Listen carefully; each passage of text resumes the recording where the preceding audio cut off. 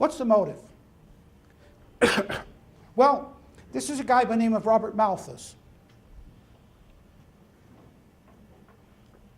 And he was the son of an aristocrat, and of course he was the third son, so he had to go into the church, became a minister of the church.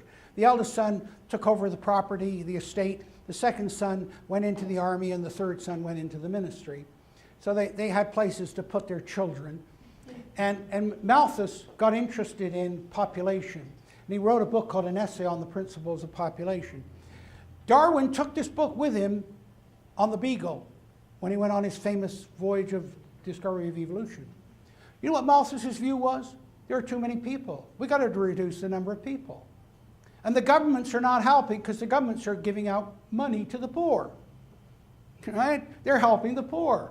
They're helping those people that shouldn't be having children. Okay? So Malthus was really a eugenicist. Got to reduce the population. And what he argued was that the population would outgrow the food supply. That idea got picked up by this guy, Paul Ehrlich, at Stanford University. Yeah, okay, and he wrote a book called The Population Bomb.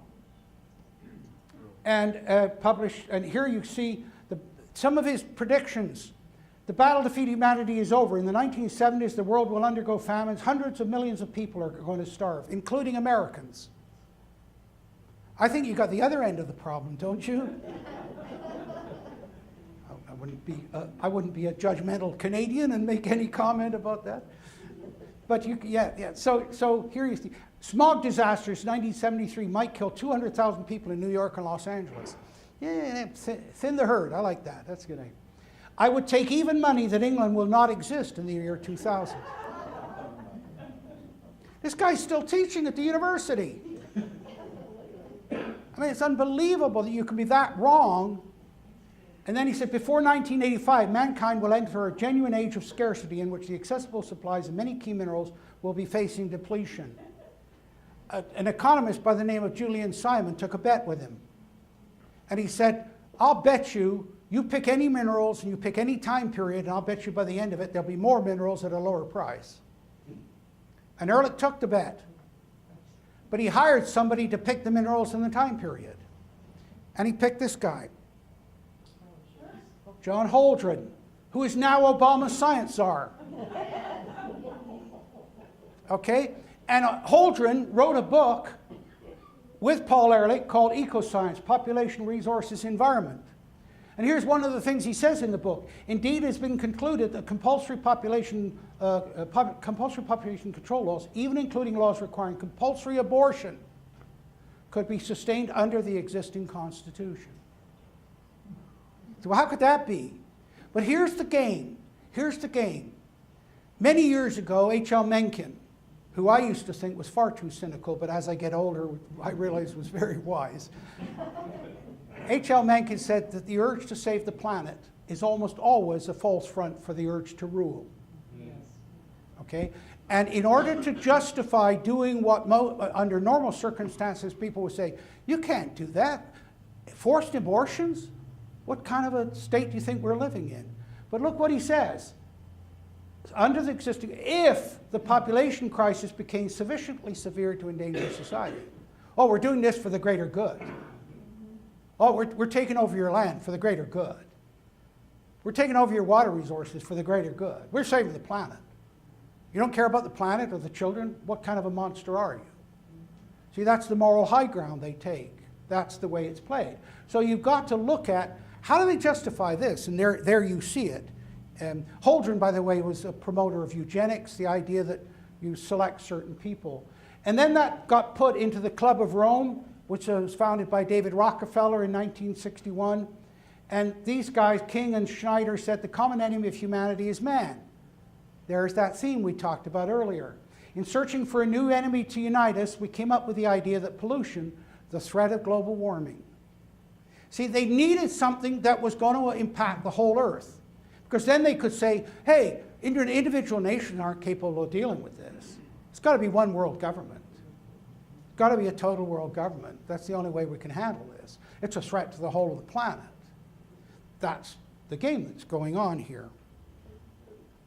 The Club of Rome got, by the way, into the Agenda 21. We'll get to that in a minute. But here's the interesting thing. This goes back to about early 60s at least. This is called the demographic transition model. What it shows is that as your economy improves, your population declines. Okay? Why? Why did people have a lot of children in the old days? Because that was their pension plan. And they had lots of children because if 3 out of 10 survived, you were lucky. I advise you all to read a book called The Weaker Vessel, which was the lot of English women in the 15th and 16th century.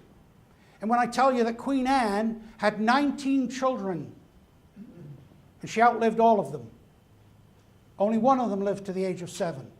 These are conditions we can't even relate to Africa today.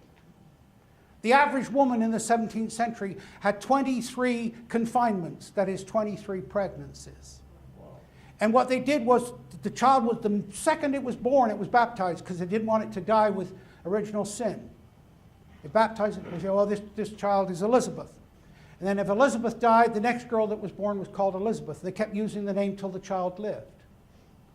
We don't even relate to those things. You don't understand what history was like and what it was all about. And by the way, Antonia Fraser wrote about that in a book called The Weaker Vessel, which was the description of women in the 15th and 16th century. But the demographic transition shows that if you allow economic development, the population goes down. And in fact, in those countries that are not allowing immigration, they've got serious problems. Because if you go to Japan, you normally need 2.6 children per family. Okay, I was the 0.6 in my family. You've already figured that out, haven't you? But if you have below 2.6 children per family, then your population rate's going to decline. Japan is about 1.3. And what they've got now is an aging population because people are living longer and in better health, and you've got a smaller and smaller young people to support that. Many countries, Russia, they're paying white Russians to have a third child. Italy's paying couples to have a third child. Province of Quebec is paying French Canadians to have a third child. See how political it becomes. Okay, well, we decide which ones we want, which we don't want. Japan is one of the most racist nations on the planet. Doesn't allow immigration. You see that Aoki, the golfer, who's Japanese, he's actually third generation Korean. But they won't allow him to be a Japanese citizen. And so, as I say, when you allow proper development, it's a situation in the US. Amongst your American population generally, the birth rate's going down. It's being offset by immigration. Right? You're creating this, oh, we need them for the jobs, to do the jobs. Now you know why. So this demographic transition actually is the solution. So you allow development, you don't block development. This is Maurice Strong, a Canadian, who it was interviewed, and he said, isn't the only hope for the planet the industrialized nations collapse? Isn't it our responsibility to bring that about? He's a member of the Club of Rome. Okay, a very good friend of the Canadian Prime Minister. And he started all of this. He took it from the Club of Rome and put it into the United Nations. How would you do this? How would you bring about the end of the industrialized nations? Well, if you think about the industrialized nation driven by fossil fuel like the engine of a car, you can stop the engine of the car by squeezing off the fuel line. But if you do that, people scream right away. You've experienced that. The price of gasoline goes up, everybody's in a riot. Right? But you can also stop the engine by plugging the exhaust. So if you could tell people, hey, the exhaust from your engine or your industrialized nation is causing runaway global warming, and we've got to stop it. And what is the exhaust from that fossil fuel engine? CO2. So now we come full cycle around. Why did they choose CO2? Because it wanted to fulfill this. Got to shut down the industrialized nations. And of course you see that's what Obama's doing. The coal plants and all the rest of it. And if you want to see the effects of what happens when you institute those policies, in the same year that he chaired the Rio Summit in 1992, he became the head of Ontario Hydro, which is the public utility in Ontario, Canada, that controls all energy in that province. And he shut down the nuclear plants, he shut down the coal plants, and he built wind turbines. And ever since, Ontarians have been paying a surcharge on their electricity bills. And they'll be paying it for 40 years as they attempt to catch up with the damage that he did. But he wants that for the whole world. That's what he wants for the whole world. And so this guy, I mean, he's got a lot to answer for. By the way, when Elaine Dewar, who interviewed him for her book, said, well, that's a good idea, why don't you run for politics? He said, you can't do anything as a politician. I'm going to the United Nations where I can get all the money I want, not be accountable to anybody. But he's become accountable. Do you know where he is now? He's hiding out in China, where he's saying China's the greatest country in the world. Right? Yeah, great, if you can live there on your billions. Do you know why he's hiding out in China? Because the US government want him for fraud. Because he and his son, Kofi Annan, who was the head of the United Nations, and his son, made millions of dollars off of that food for oil in Iraq scam. And we've actually got photographs of a South Korean businessman with $1 million check being handed over on this deal. So that's, and by the way, I should tell you, there's a Canadian by the name of Conrad Black who was put in jail in Florida. He's now out. He never did anything illegal, but he never ever in his life did anything that was moral or ethical. But he gave the game away because they said, why aren't you in politics? He said, I don't need to be. That's one of those statements that's just a sleeper, isn't it? The more you think, I don't need to be. In other words, I can get everything I want, do whatever I want, not be accountable to anybody. And so, unfortunately, that's the sad truth. And here's what Elaine Dewar, and I spoke to Elaine 5 years ago, said you should redo the book. She said, I got hate mail, I got death threats, I wouldn't go near it. Worst thing I ever did. She said, Strong was using the United Nations as a platform to sell a global environment crisis and the global governance agenda. So that's what he did. And that's what you're suffering under now. In the United States, this is Senator Tim Wirth. He was the guy that put this on the political table because he wanted a scientist that would say that humans were causing the global warming. And he found a guy by the name of James Hansen who was working for NASA. And Hansen said, yeah, I'll come before your committee and I'll say that. It's not possibly true, but yeah, he said, I'll say that. He was rewarded by being made head of NASA GIS for the rest of his career. Okay? He, while he was a senior bureaucrat, was protesting before the White House, which completely defies your Hatch Act, which limits the political activity of senior bureaucrats. While he was the head of NASA GIS, he flew to Britain and defended 4 Greenpeace people who had bombed a coal plant. And they got off on the grounds that here was this senior American scientist saying that what they were doing was justified. But what happened with Wirth? He said, well, we got to get this Hansen to appear before a Senate committee. And so they set it up, and this is the level of corruption. And you can Google this on Frontline, PBS Frontline, Wirth's interview. They figured out which was the hottest day of the year in Washington from the record, June the 6th.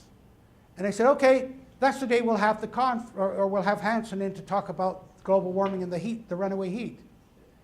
But the night before, they went into the Senate and they opened the windows and shut off the air conditioning. So the whole thing was held in sweltering heat. And of course, what better ambiance to make your argument about global warming? That's this man. Guess where he's working now? Gave up a nice Senate seat. He's now with the United Nations. Okay? So when you start to look at, we'll go through this fairly quickly, but here's Maurice Strong, the political United Nations, Rio in 1992, and then of course the scientific. They set up the Intergovernmental Panel on Climate Change to create the science that they needed to prove their political point, to focus on CO2. How did they do that? And I just want to, very quickly, I used to think that government commissions of inquiry were great ideas. Wonderful. Finally, we're getting the politics out of it. The first commission I got appointed to, boy, was I rudely disabused. I was appointed to be on a commission investigating lake levels in a large lake in Canada.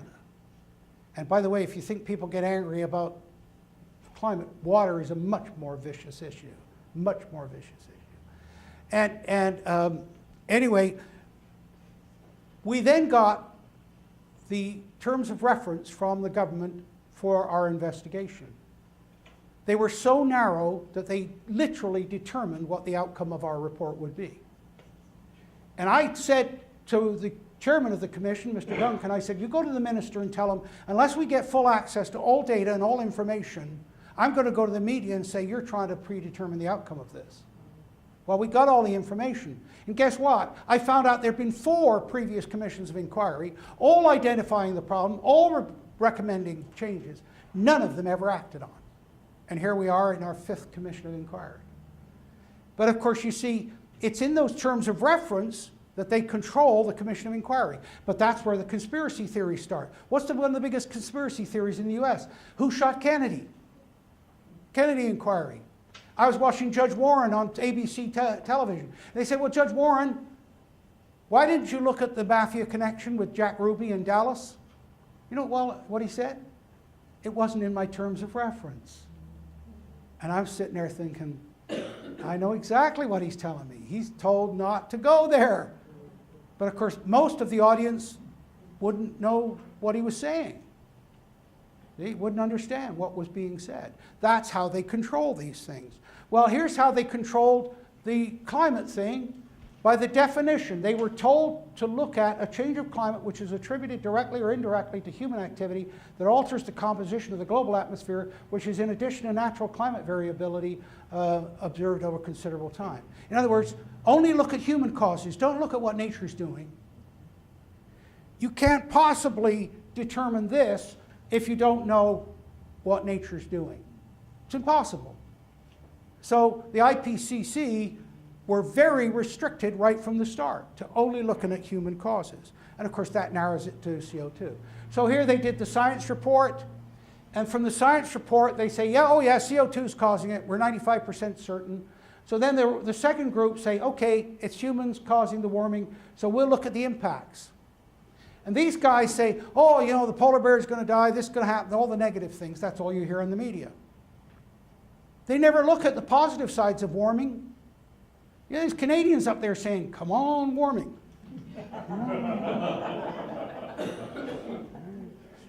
You never think about that. It's like an economist doing a cost-benefit study and only looking at the cost. It's exactly what's going on here. And of course, then they corrupt it even more. Because here's the science report, and then once all of this is finished, they keep that, they don't disclose that, they produce a summary report.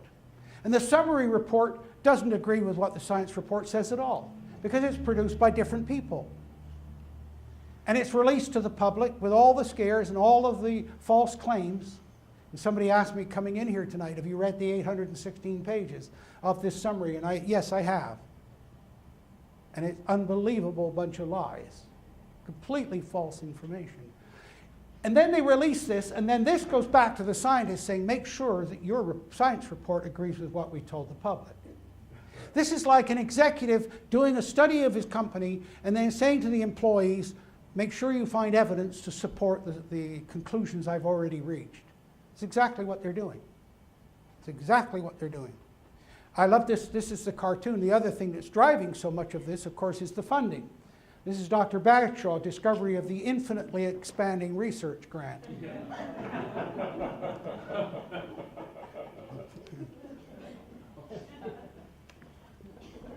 The billions that have gone into climate research, just frightening.